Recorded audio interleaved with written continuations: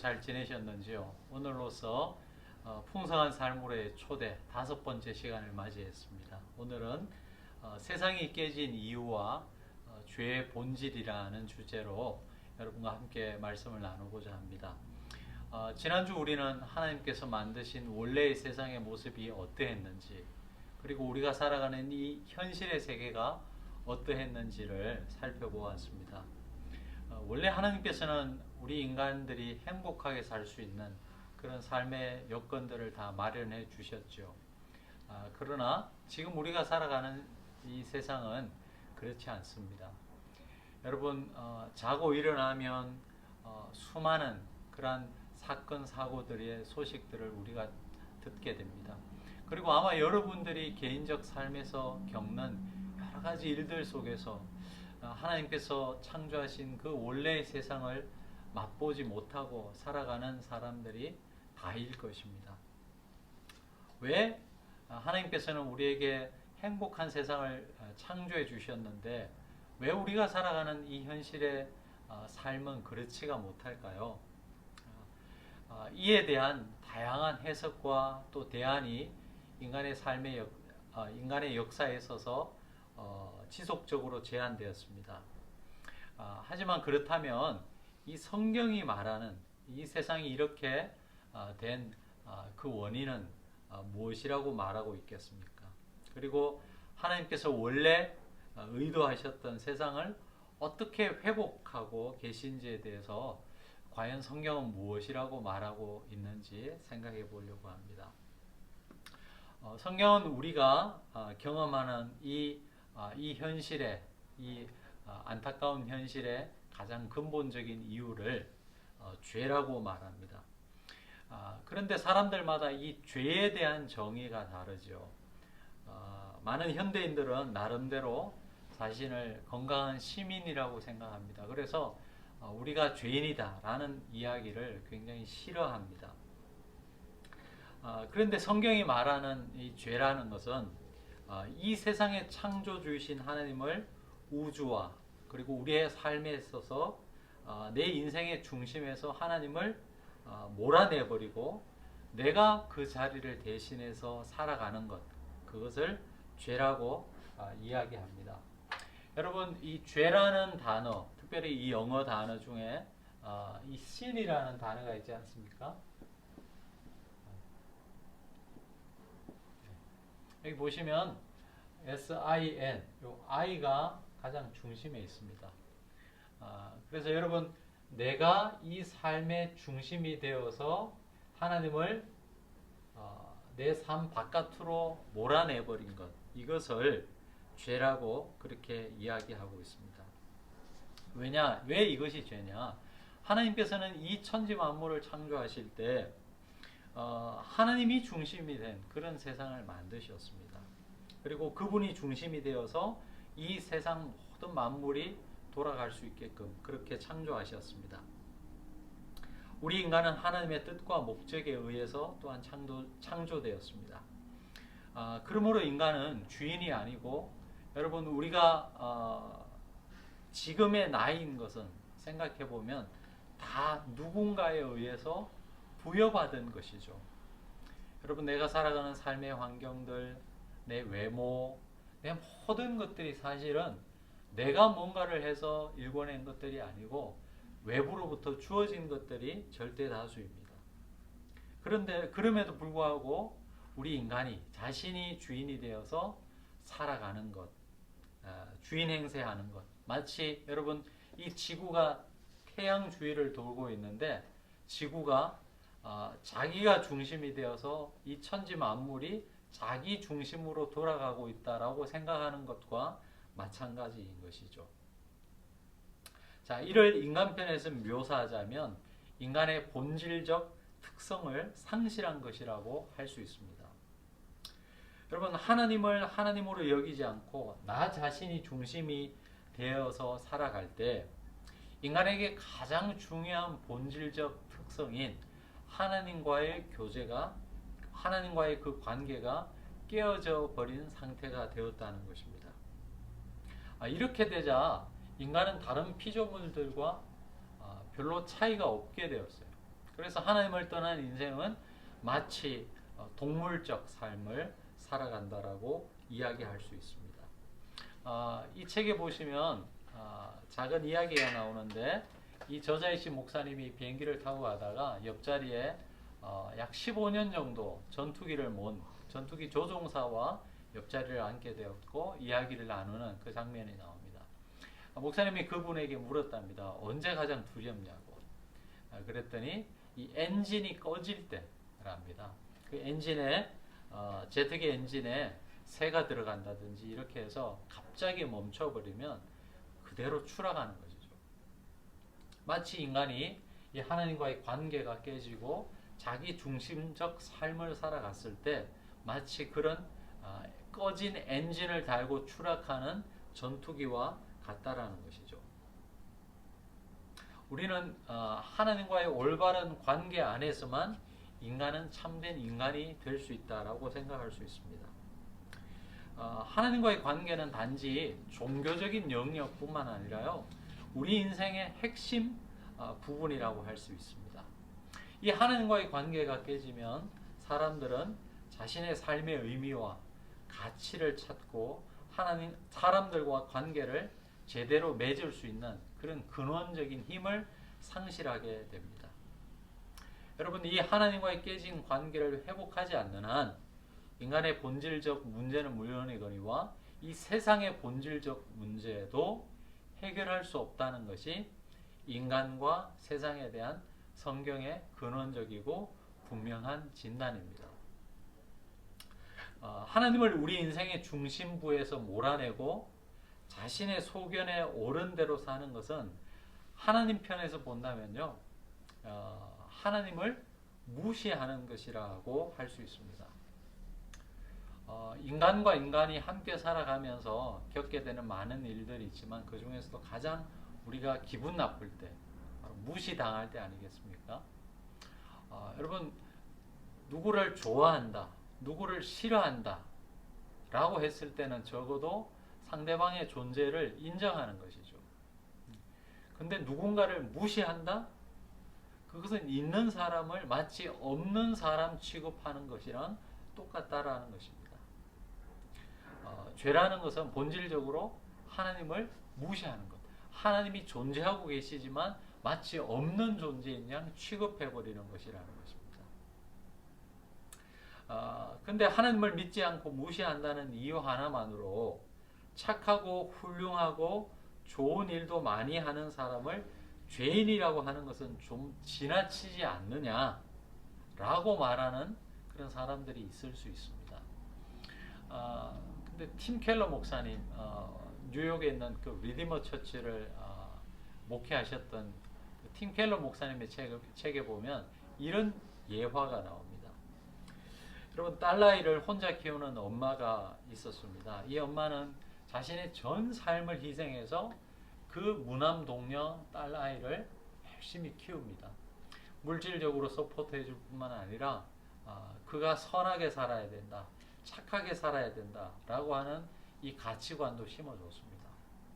이 딸은 열심히 공부해서 좋은 대학을 나오고 또 좋은 직장에 들어가서 살고 있습니다.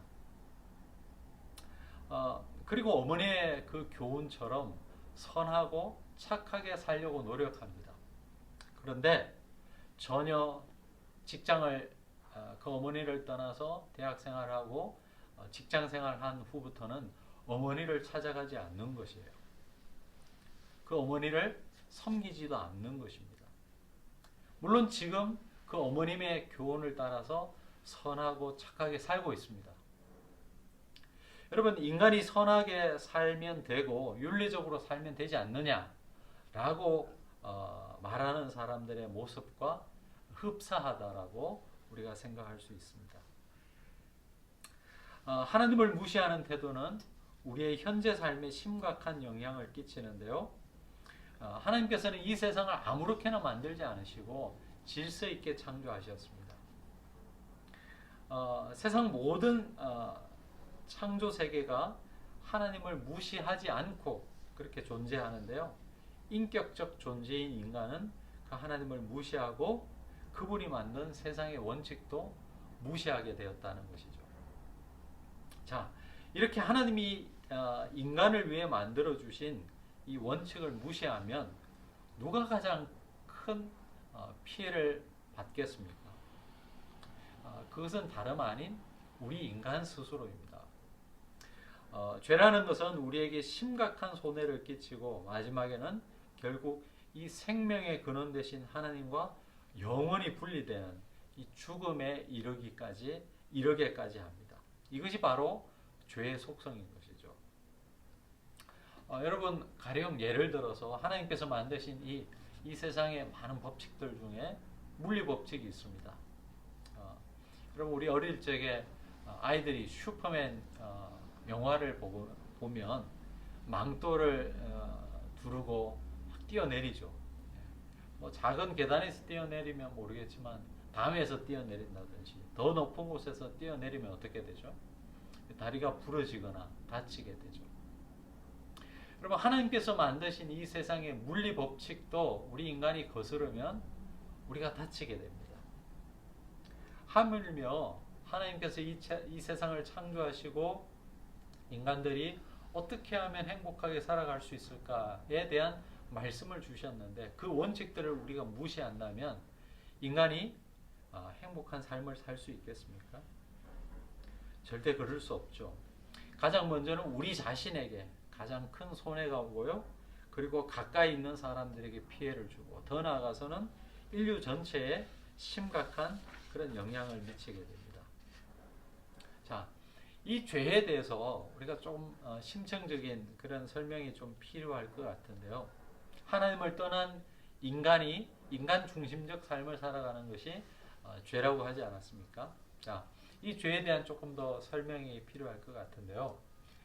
여기에 나무 그림이 있습니다. 제가 그림을 잘 못 그려서 나무 같지 않지만 나무라고 생각해 보시기 바랍니다. 지금 여기 이제 잎도 있고 가지도 있고 뿌리도 있는데요. 만약에 이 잎이 없고 메마른 가지만 있다고 생각해 보시기 바랍니다. 과수원집 아들일 정도 되면 이게 딱 무슨 나무인지 알 수 있겠죠. 근데 가령 이 나무에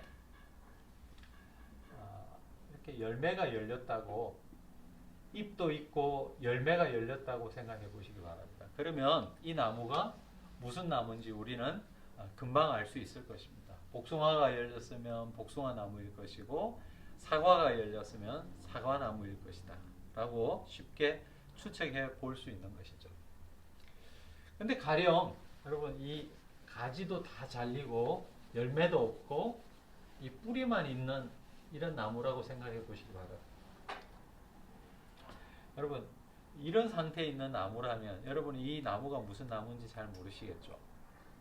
아마도 농학 박사나 어떤 뭐 전문가 정도 되어야지 요 정도를 보더라도 이게 무슨 나무인지 알 수 있을 것입니다.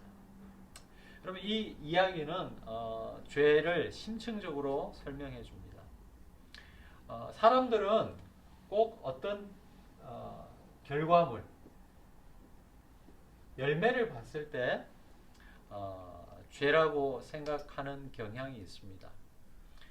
사회 규범을 어긴다든지 공공질서를 지키지 않는다든지 이런 살인을 한다든지 사기를 친다든지 이런 어떤 결과물을 보면 그것을 죄라고 생각을 합니다.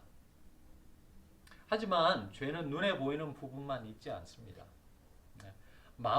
우리 마음속에 온갖 그런 죄를 향한 마음이 있지만 단지 행동으로 옮기지 않을 수 있죠. 잎사귀와 열매를 다 없애버려도 여러분 사과나무는 사과나무입니다. 자, 우리 마음에 일어나는 이 동기도 있지 않습니까? 그래서 예수님께서도 음란한 행위를 해야지 음란 죄를 범한 것이 아니고 여인을 바라보면서 음란한 생각을 하더라도 음란한 죄를 저질렀다라고 말씀하셨고 누군가를 꼭 죽여야지 살인죄를 저지른 것이 아니고 누군가를 미워하는 것 자체가 이미 그런 죄를 저질렀다라고 말씀하고 있는 것이죠. 우리 마음에 일어나는 동기까지도 죄라고 생각할 수 있는 것이죠. 근데 성경에서 이야기하는 본질적인 죄는 여기에서 한 걸음 더 나아갑니다. 그것은 이 뿌리와 관련이 있는 것입니다. 제가 아까 말씀드렸다시피 하나님께서 이 우주의 중심인데 우리 인간이 그 하나님의 자리를 대신해서 내가 마치 하나님인 양, 내가 이 세상의 중심인 양 살아가는 것. 그래서 하나님과의 관계가 깨진 그 상태를 죄라고 한다는 것이죠. 여러분, 이 죄의 문제를 어떻게 해결하고 계신지요? 어떤 사람은 이렇게 이야기할 수도 있습니다. 나는 내 힘으로 인생을 살아보겠다. 시행착오도 의미 있지 않느냐라고 말합니다. 하지만 기억해야 할 것은 우리는 제한된 인생을 살고 있는 유한한 존재라는 것입니다. 여러분, 아직 하나님 없이 사는 삶이 그럭저럭 괜찮다라고 생각하는 사람들은 하나님에 대한 진지한 그런 질문을 진행하기가 어려울 것입니다. 자신의 인생에 대해서 아니면 자신의 존재에 대해서 이런 문제의식이 없다면 하나님을 만나기가 참 힘들 것입니다. 성경이 말하는 인간의 죄 그리고 하나님을 떠난 인간의 문제가 해결되지 않고서는 지난 수천 년 동안 만들어온 문명과 과학에도 불구하고 인간의 문제는 해결되지 않을 것입니다. 그렇다면 우리 개인과 세상의 이 심각한 문제로 고민할 때 하나님은 우리를 위해서 무엇을 하실까요? 그분은 뒤에서 팔짱을 끼고 그냥 강 건너 불구경하듯이 그렇게 인간의 삶을 그냥 내팽개쳐 버리는 그런 분이신가요? 그렇지 않죠. 하나님은 우리를 무시하는 비인격적 존재가 아니시기 때문에 그 해결 방법을 보여주시고 우리가 거기에 대해서 순전한 마음으로 인격적 반응을 하기를 기대하고 계십니다. 이것이 다음 장에서 여러분과 다룰 이야기인데요. 나는 정말 죄인인가? 도덕적, 윤리적 차원을 넘어서 하나님 없이 내 소견에 오른 대로 살고 있는 존재는 아닌가? 이렇게 하나님 없이 살아가도 괜찮은가? 하는 이런 진지한 문제를 우리가 가질 때 하나님의 해결책이 아마 저와 여러분에게 의미 있게 다가올 것입니다. 우리가 다 아는 사실입니다만은 우리가 이런 과정을 통해서 정말 나는 내 삶에 하나님이 필요한가? 나는 하나님 없는 삶을 살고 있지는 않은가? 이런 것들을 한번 돌이켜 보시면서 다시 우리의 신앙을 원점으로 가지고 올 수 있는 그런 시간이 된다면 이 시간이 참 의미 있는 시간이 될 것입니다. 네, 다음 주를 또 기대해 주시면 감사하겠습니다. 좋은 한 주 되시기 바랍니다.